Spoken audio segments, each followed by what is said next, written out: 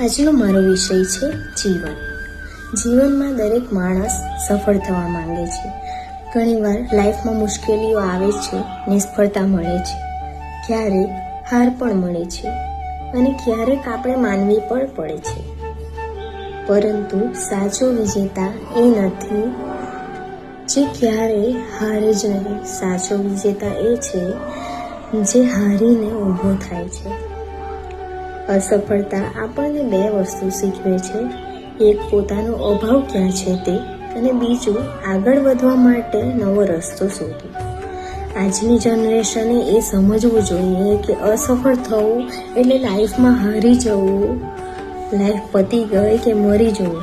આપણને ધીરજ રાખવું જોઈએ અને આગળ વધતું રહેવું જોઈએ, તો કોઈ પણ મુશ્કેલ કામ સહેલું છે. કહેવાનો અર્થ એ જ છે કે હારીને બેસી ન જવું, કારણ કે હાર પછી જીત નિશ્ચિત છે.